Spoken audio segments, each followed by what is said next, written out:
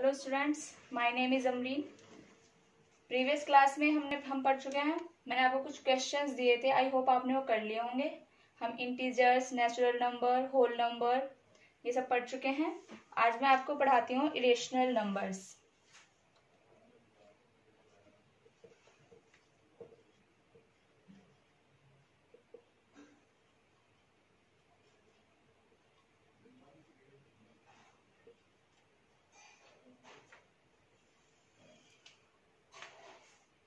हम आज irrational number और उनसे रिलेटेड प्रॉब्लम्स के बारे में डिस्कस करेंगे।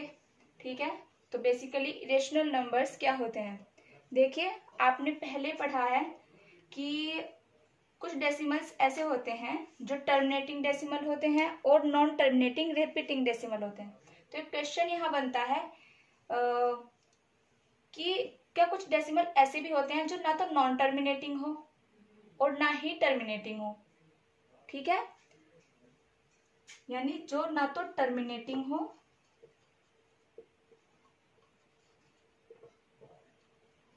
और ना ही नॉन टर्मिनेटिंग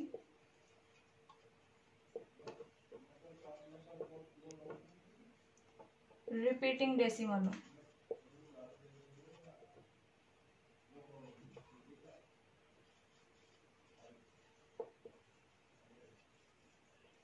तो क्या हो सकते हैं ऐसे? ऑफ कोर्स हो सकते हैं। जैसे x को मैंने सपोज किया x is equals to 0.20 2 00 2 000 2 quadruple 0 two so on. तो कुछ ऐसे डेसिमल हो सकते हैं। इस डेसिमल में क्या है, इसमें 2 है और 0 है, या तो इसमें 2 है या 0 है। और हर 2 जो मतलब 2 है वो पहले तो 2 आया, फिर 0, फिर 2, फिर 00। 2 जो है पहले 10 से सेपरेट है, फिर 20 से सेपरेट है, फिर 30 से सेपरेट है, फिर 40 से सेपरेट है। तो वो नंबर्स जो इस टाइप के होते हैं, जो ना तो टर्मिनेटिंग हो और ना ही रिपीटिंग हो, उन्हें क्या कहते हैं? Irrational numbers. So a number, irrational number की डेफिनेशन क्या होगी?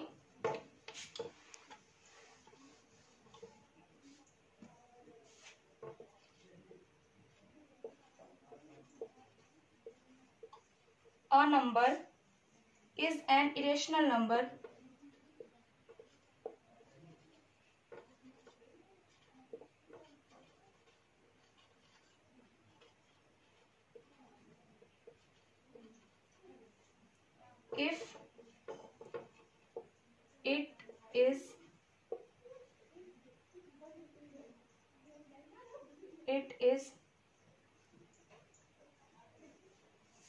if it is non-terminating, sorry, it has आएगा,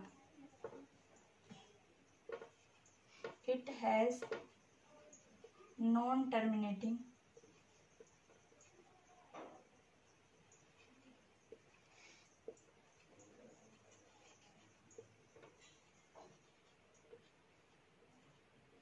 and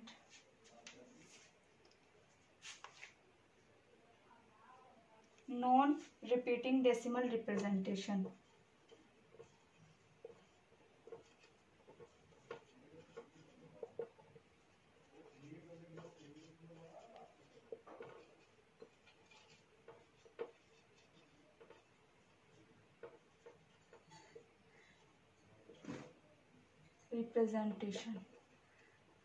तो कोई भी नंबर इरेशनल नंबर होगा अगर उसका डेसिमल रिप्रेजेंटेशन नॉन टर्मिनेटिंग और नॉन रिपीटिंग हो।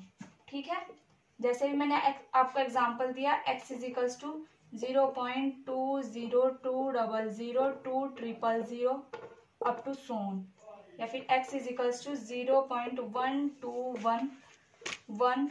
इसके आगे मैंने यहाँ 1 एक और लिख दिया, फिर ये 1 2 1, फिर 1 1, फिर 1 2 1, फिर 1 1 1, इस वे में। ठीक है, सो इरेशनल नंबर्स क्या होते हैं? उन्हें p बाई क्यू की फॉर्म में नहीं लिख सकते हैं। ठीक है, हमने क्या पढ़ा? जो हमने डेसिमल्स पढ़े, डेसिमल रिपीटिंग पढ़ा, repeating that is the non terminating repeating and terminating terminating पढ़ा, ठीक है। टर्मिनेटिंग जो फाइनाइट होते हैं एंड नॉन टर्मिनेटिंग रिपीटिंग होते हैं, ठीक है। सो हमने उनको उन डेसिमल्स को p बाई क्यू की फॉर्म में लिखा, रेशनल नंबर बनाया उनका।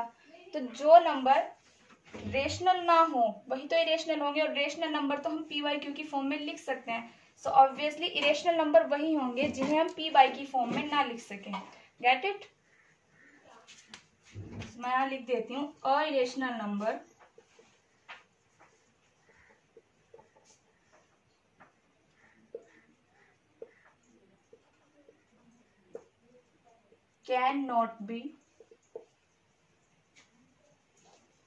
cannot be written in the form of p by q, ठीक है। जहाँ p एंड q इंटीजर्स होते हैं and q not equal to 0 होता है, ठीक है। अब मैं क्या करूंगी, कोई नंबर इरेशनल है या फिर रेशनल है, इस चीज को फाइंड करना मैं आपको बताऊंगी।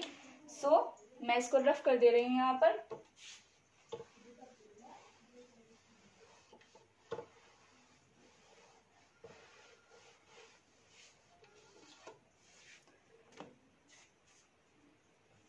हमें यहाँ पर प्रूव करना है, फर्स्ट एग्जांपल है, प्रूव दैट √2 is an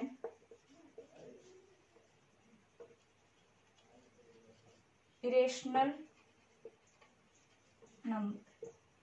मैं इसको आपको दो तरीके से प्रूव करना बताऊंगी, एक तो सिंपल लॉन्ग डिवीजन मेथड से और एक प्रूव करने वाले मेथड कंट्राडिक्शन मेथड, ठीक है। सो पहले मैं यहाँ पर लॉन्ग डिवीजन मेथड अप्लाई करती हूँ। जैसे √2 है,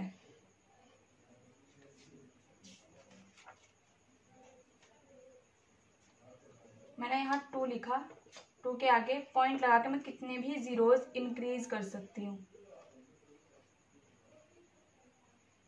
देखिए डेसिमल से लेफ्ट साइड में जो पेयर बनता है लॉन्ग डिवीजन मेथड में क्या होता है, इसमें अगर हमें किसी भी चीज का स्क्वायर रूट फाइंड करना हो तो उसके लिए हम ये मेथड अप्लाई करते हैं, लॉन्ग डिवीजन मेथड।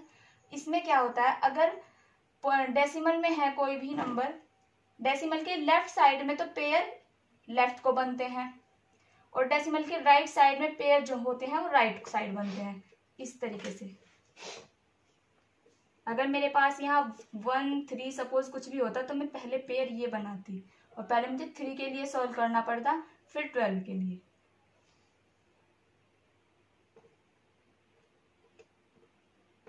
यहाँ पर 2 है, अब मैं कोई ऐसी डिजिट लूंगी, ऐसी डिजिट लूंगी जिसका स्क्वायर या तो 2 आए या फिर 2 से लेस आए। तो मैं यहाँ पर ले रही हूँ 1 का स्क्वायर किया, ये 1 यहाँ पर लिखा, 1 का स्क्वायर करने पर 1 आता है। यहाँ क्या करूंगी मैं इसको, यहाँ पर मुझे इसको प्लस करके लिखना होता है 2, ये माइनस होगा, यहाँ पर ये आएगा 2 में से 1 माइनस किया 1। और उसके बाद डिवीजन मेथड में क्या होता है, इस स्क्वायर रूट फाइंड करने वाले डिवीजन मेथड में क्या होता है, यहाँ पर एक डिजिट नहीं बल्कि पेयर नोट डाउन किया जाता है। ये पेयर यहाँ आ जाएगा 100, ठीक है। अब मुझे 2 के ये राइट साइड में कोई ऐसी डिजिट लेनी है, जैसे मैंने 5 लिया तो यहाँ पर भी मुझे 5 ही रखना है। तो कुछ कोई ऐसी डिजिट लेनी है जिसकी मल्टीप्लाई या तो 100 आए या 100 से कम आए, ठीक है। मैं यहाँ पर 3 लेके देखती हूँ, 3 3 सा 9, 3 2 सा 6 69। 4 लेके देखा तो 4 लिया तो 4 4 जा 16, 1 कैरी, 4 2 जा 8, 1 9, तो 96 मैं लिख सकती हूँ। लेकिन अगर मैंने 2 5 25 5 जा करा तो 5 5 जा 25, 2 कैरी, 5 2 जा 10 to 12, ये 125 हो जाएगा जो 100 से ज्यादा होगा। तो 24 4 जा 96, ओके। तो जो ये पेयर है यहाँ पर ये पॉइंट है, ये पॉइंट लगा देती हूँ। उसके बाद पॉइंट के ऊपर पॉइंट आएगा, जस्ट डेसिमल पॉइंट के जस्ट ऊपर पॉइंट, ठीक है। तो 24 4 जा 96, 24 4 ज़ा 96, यहाँ पर 4 लिखा और यहाँ लिख दिया 96।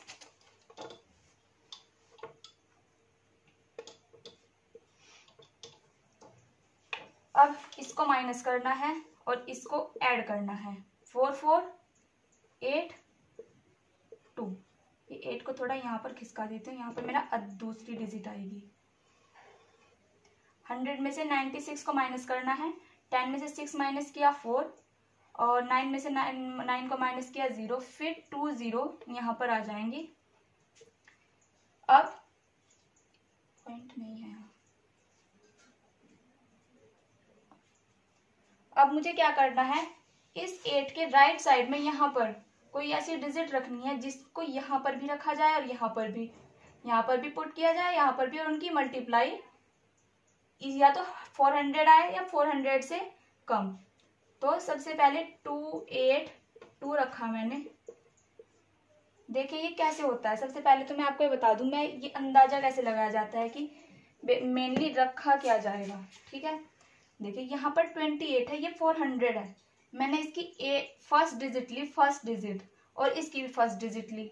ठीक है, यहाँ पर मुझे पता है 81 समथिंग कुछ आना है, 82 83 84 85 86 अप टू 89 तक ही कुछ आ सकता है। 0 तो आने से रहा, 0 तो इस टोटल को 0 कर देगा। ठीक है, तो यहाँ पर 1 से लेके 9 तक कोई भी डिजिट आ सकती है। तो ये मान लिया सपोज x है, ये 8x है और ये 0 0 है। इसकी कंपैरिजन में ये नंबर बहुत बड़ा होगा, 0 0 के कंपैरिजन में 81 81 82 83 ये नंबर बहुत बड़ा होता है। मैं इसकी लास्ट 2 डिजिट और इस वाले नंबर की लास्ट 2 डिजिट लीव कर देती हूँ। ठीक है, स्किप कर दी मैंने, और मैंने देखा इसका फर्स्ट डिजिट क्या है 2, इसकी फर्स्ट डिजिट क्या है 4। तो 2 का टेबल मैंने इतने टाइम पढ़ा, जो या तो 4 आया, 4 से कम, 2 2 4 आ गया। लेकिन अगर मैं 2 2 चला करूंगी ना, 2 2 तो ये जो डिजिट है ना, ये कंप्लीट जो मेरे पास रिजल्ट आएगा वो 400 से बहुत ज्यादा हो जाएगा। तो मैं 2 2 ना करके ना 1 करती हूँ, 1, ये आएगा 2 8 1। अब 10 में से यहाँ क्या किया 1.41, 10 में से 1 माइनस किया 9, 9 में से 8 माइनस किया 1 एंड 3 में से 2 माइनस किया 1। ठीक है, अब फिर 1 1 9, फिर मैं यहाँ क्या करूंगी 2 पेयर 0 के और नोट करूंगी, 1 पेयर 0 का और नोट कर लिया और यहाँ पर इसको ऐड कर दिया, इसको माइनस करके ये आया है 119 और इसको ऐड करके 282। ठीक है, 282 आ गया इसको इसमें, तो 282। अब इसमें क्या लिख करना है मुझे, सेम वही, देखिए यहाँ एक्स वाई जेड कुछ भी आएगा तो मैं 3 डिजिट इसके छोड़ दूंगी, ये 3 डिजिट इसके हो गए।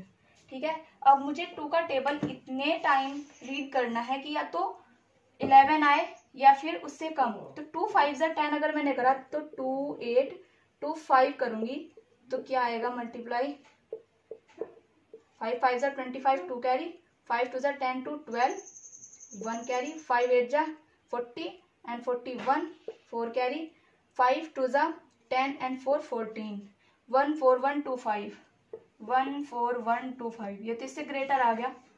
जब ग्रेटर आ गया तो मैं क्या करूंगी 4 की बजाय मैं 5 लूंगी यहाँ पर।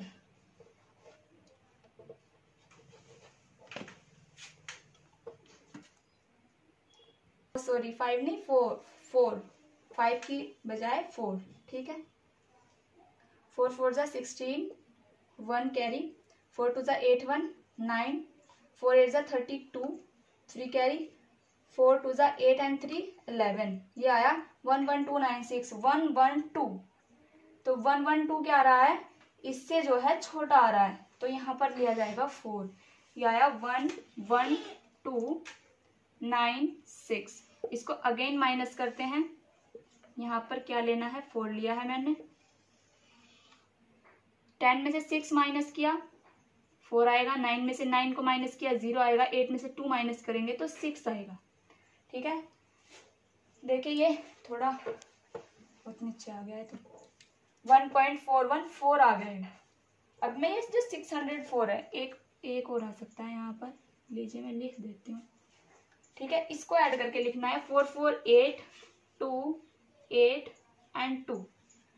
अगेन फिर मेरे को ऐसे ही लेना है, यहाँ पर कोई जो भी डिजिट ली जाएगी वो यहाँ और यहाँ सेम ली जाएगी, यहाँ सेम ले, उनकी मल्टीप्लाई या तो इतनी आनी चाहिए 6400 या फिर 6400 से कम आनी चाहिए, ठीक है, इससे लेस। तो मैं यहाँ पर 1 2 3 यहाँ पर कुछ 4XYZ समथिंग आएगा 1 से लेके 9 तक, ये 4 डिजिट्स छोड़ देती हूँ 1 2 3 4, ठीक है, 6 0 4 0, ठीक है।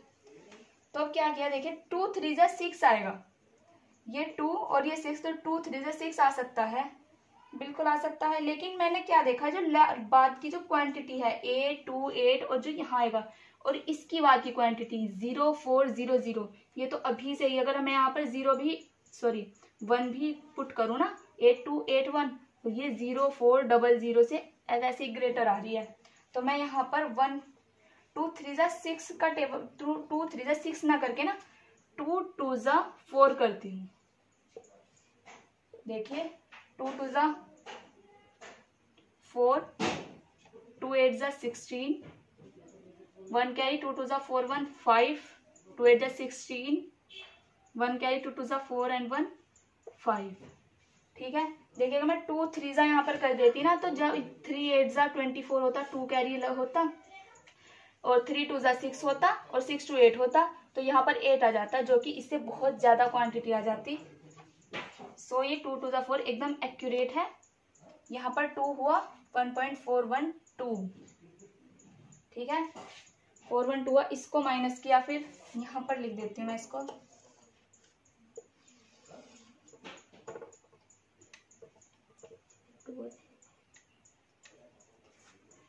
इसको माइनस करके क्या आएगा, 10 में से 6 माइनस किया, 10 में से 4 माइनस किया 6, 9 में से 6 माइनस किया 3, 13 में से 5 माइनस किया 8, 9 में से 6 माइनस किया 3, 5 में से 5 माइनस किया 0, ये आया 3 8 3 6। यहाँ पर देखिए 3 8 3 6, और ये क्या आएगा ऐड करके 2 2 4 8 2 8 2, 2 8 2 8 4, 2 8 2 8 4, ठीक है।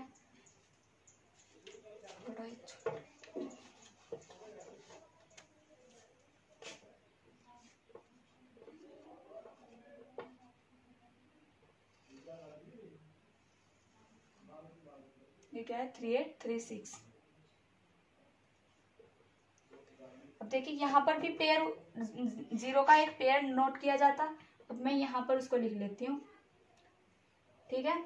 अब मुझे फिर से वही प्रोसेस करना है, यहाँ पर XYZ कुछ आएगा 8 4 के बाद यहाँ पर, तो 1 2 3 4 5 1 3 4 5, ये डिजिट्स जो है मैंने स्किप कर दिए हैं।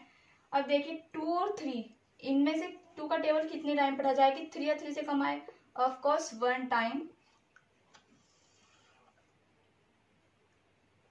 यहाँ फिर से 1 आ जाएगा, ये आएगा 2 8 2 8 4 1। इसको ऐड करना है, इसको माइनस करना है, ऐड करने के बाद ये आया 2 4 8 2 8 2। इसको माइनस करने के बाद क्या है 10 में से 1 माइनस किया 9, 9 में से 4 माइनस किया 5, 15 में से 8 माइनस किया 7, ठीक है, 15 में से 8 माइनस किया 7, और 2 में से 2 माइनस किया 0, 8 में से 8 माइनस करेंगे 0, 3 में से 2 माइनस करेंगे 1, 1 0 0 7 5 9, ठीक है। अब फिर से यहाँ पर कुछ XYZ 1 से लेकर 9 तक कोई भी डिजिट आ सकती है, तो कितने नंबर बनेंगे, कितनी डिजिट्स होंगी 1 2 3 4 5 6।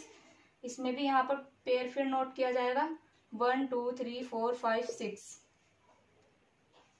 ये इसको हमें स्किप करना है, और ये 2 और ये चीज देखनी है। तो 2 का टेबल कुछ इतने टाइम पढ़ना है, इतने टाइम रीड करना है कि या तो 10 आए या 10 से कम आए।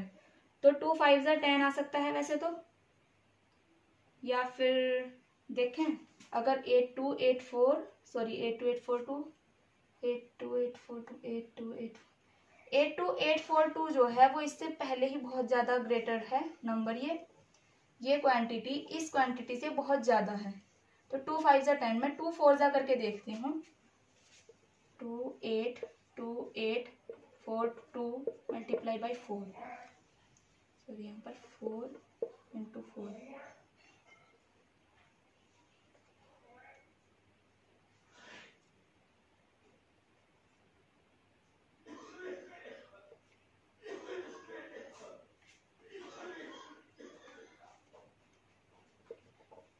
ये आया है 1 2 3 4 5 6 7 8, 1 2 3 4 5 6 7 8।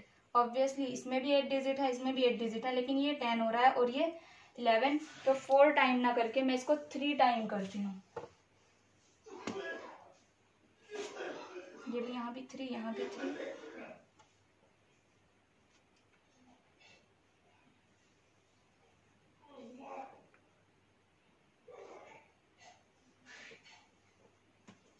देखिए 3 3 ज़ा 9, 3 2 ज़ा 6, 3 4 ज़ा 12, 1 कैरी, 3 8 ज़ा 24, 3 8 ज़ा 24 और 1 25, 2 कैरी, 3 2 ज़ा 6 और 2 8, 3 8 ज़ा 24, 2 कैरी, 3 2 ज़ा 6 और 2 8।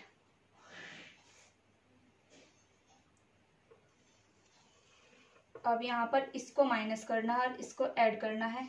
ये 1 1 1 4 1 4 1 4 1 4 2 1 2 1 हो गया था, अभी आएगा 3। इसको ऐड किया 3 3 6 2 4 8 2 8 2, ठीक है। इसको माइनस करते हैं, 10 में से 9 को माइनस किया, ये आया यहाँ पर 1, 9 में से 6 माइनस किया 3, 8 में से 2 माइनस किया 6, 5 में से 5 माइनस किया 0, 17 यहाँ 7 में से 8 को माइनस नहीं कर सकते, इधर से कैरी लेंगे। 17 में से 8 माइनस किया 9, 9 में से 4 माइनस किया 5, 9 में से 8 माइनस किया 1, और ये 1 जो है ये गायब हो जाएगा, ये तो रहेगा ही नहीं यहाँ जब हम कैरी ले लेंगे। फिर यहाँ पर 2 0 और 0 का 1 पेयर और नोट डाउन किया जाएगा। तो ये क्या है, ये जो है ना, ये चीज, ये क्वेश्चन जो है ये इसी वे में इंक्रीज होता रहेगा, ये कभी खत्म ही नहीं होने वाला, ठीक है। तो ये जो है खत्म नहीं हो रहा। देखिए 1.41 42 13, 1.4 1, फिर 4, फिर 2 आया, फिर 1, फिर 3। तो इस तरीके से ये ना तो टर्मिनेट हो रहा है, नॉन टर्मिनेटिंग है, और ना ही रिपीट हो रहा है। तो हम क्या कह सकते हैं कि √2, हमने किस चीज की वैल्यू फाइंड की है यहाँ पर, √2। जो √2 है वो एक इरेशनल नंबर है, ठीक है।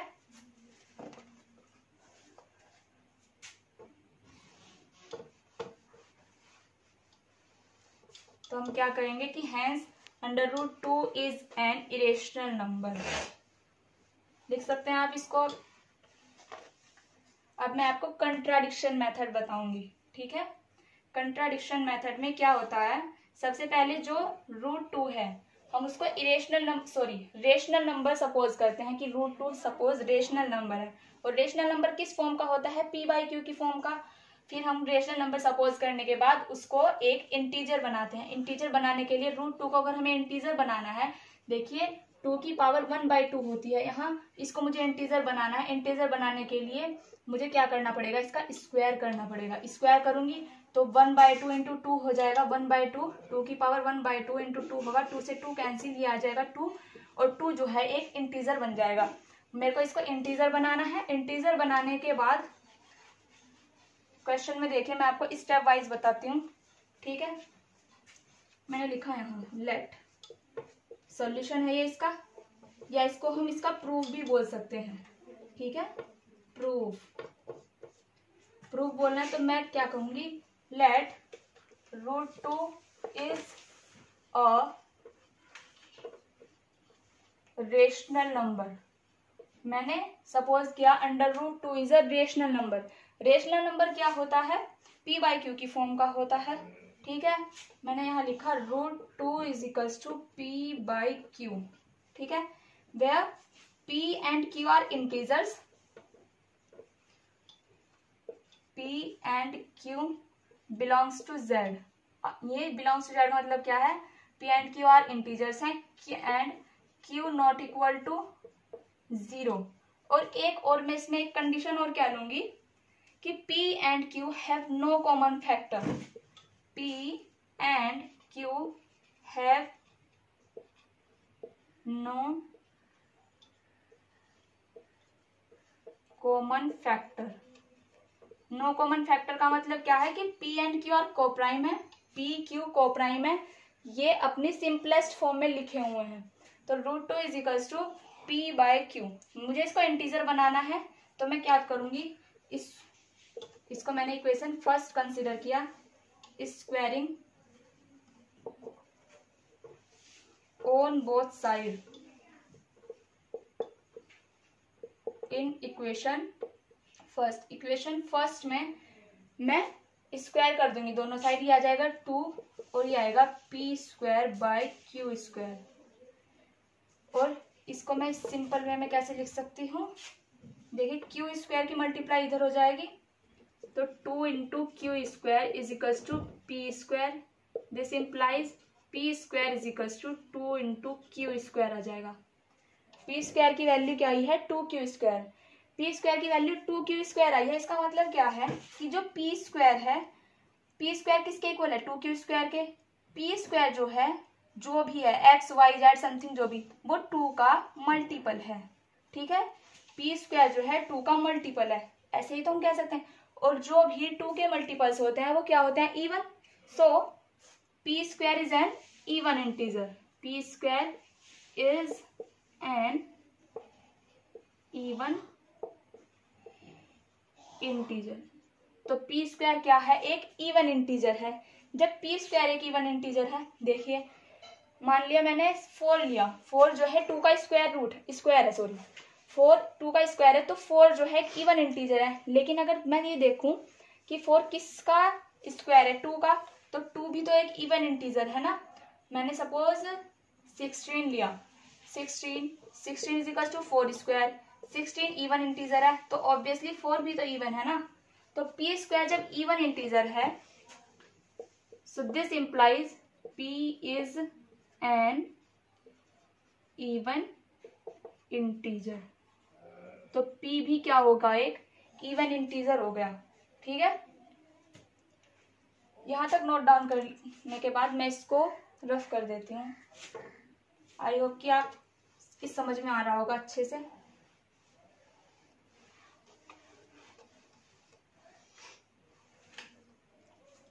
अब p जो है एक इवन इंटीजर था, कहाँ स्टेप कहाँ छोड़ा था मैंने, वहां नीचे, p is an even integer. जब p एक इवन इंटीजर है तो p is equals to 2m लिख लिया मैंने। ठीक है, जब p is equals to 2m आया तो मैंने फिर से इनको स्क्वायर किया, स्क्वायरिंग ऑन बोथ साइड। फिर से स्क्वायर किया तो ये आया p² is equals to 4m²। और p² की वैल्यू क्या है, p की वैल्यू को भी मैंने क्या पढ़ा था, 2 इंटू q²। ठीक है, 2 इंटू q² था, तो p², उसको इक्वेशन सेकंड कंसीडर कर लेना। फिर यहाँ पर लिख सकते हैं हम p² is equals two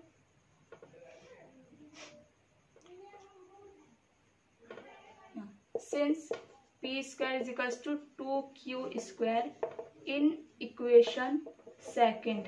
equation second में हमने क्या कंसीडर किया था, क्या फाइंड किया था, p² is equals to 2q²।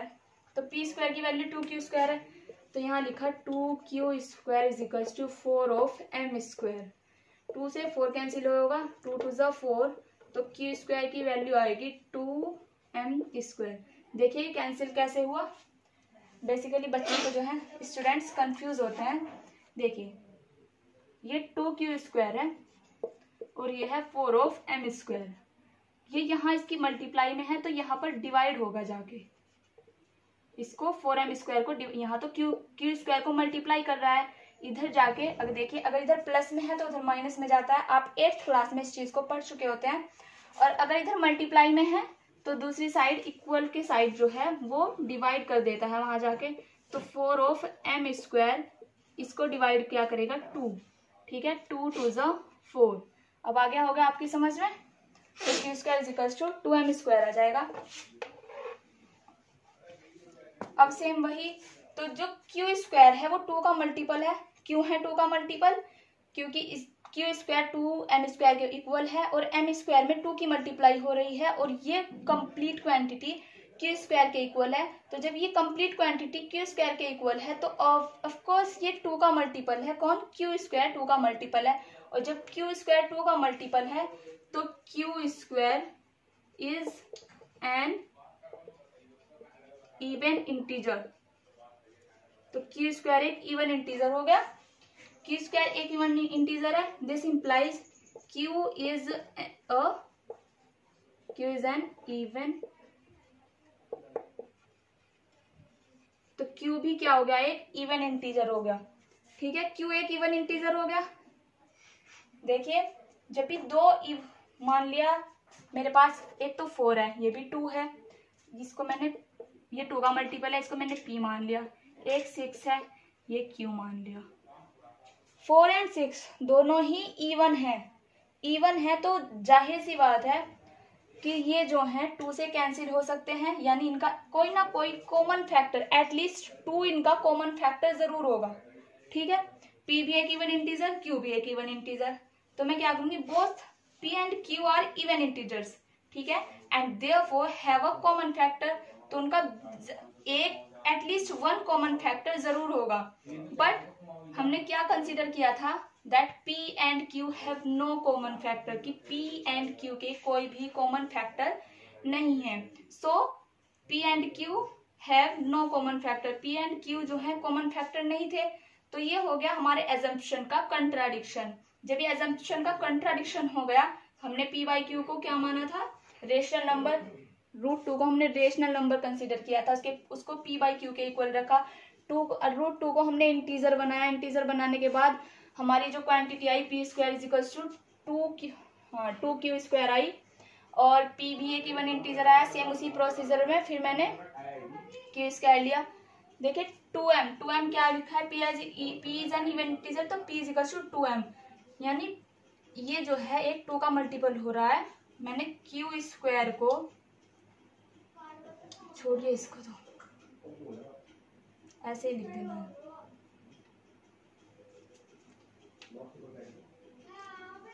अगर मैं यहाँ पर m+1 लिखूंगी ना, m+1, तो m+1 का जब होल स्क्वायर आएगा, देखिए अगर 2m, 2 तो है इवन, ठीक है। अगर यहाँ मैं 2+1 करूंगी तो वो तो 3 आ जाएगा, और 3 क्या है? एक ऑड नंबर। तो मैंने क्या लिखा है यहाँ? 2m।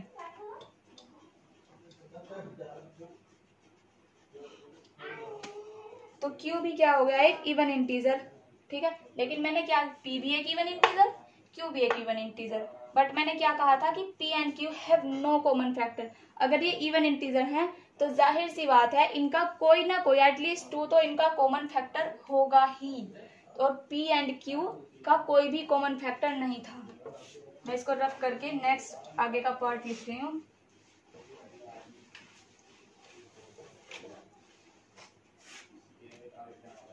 सो अब मुझे क्या लिखना है? देखिए यहाँ लिखती हूँ मैं, hence both p and q are even integer and therefore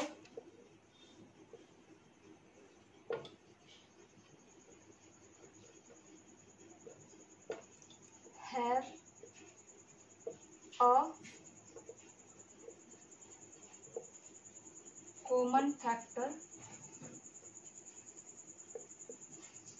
and have a common factor too, but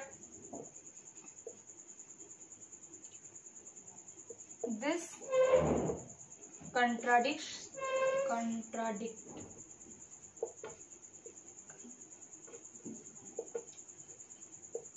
और assumption।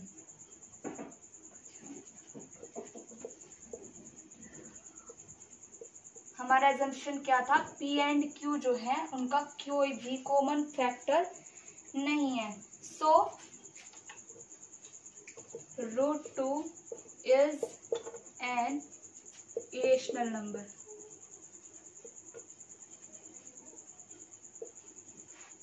मैंने √2 क्या सपोज किया था, रेशनल नंबर। तो रेशनल नंबर जब मेरा जो रेशनल नंबर मैंने सपोज किया था वो कंट्राडिक्शन हो गया, उसका कंट्राडिक्शन हो गया, तो √2 रेशनल नंबर, फिर तो जाहिर सी बात है वो इरेशनल नंबर होगा, ठीक है, जब कंट्राडिक्शन हो चुका है। तो इस तरीके से आप √2, √3, √5, √7 और √11 इन सबको भी फाइंड कर दें। जो प्राइम नंबर्स होते हैं ना, जो अंडर रूट में आते हैं, स्क्वायर रूट में, वो तो कंफर्म इरेशनल नंबर ही होते हैं, ठीक है। ये एनसीईआरटी के भी क्वेश्चंस हैं इस तरह के, आप सॉल्व कर सकते हैं इनको इसी वे में।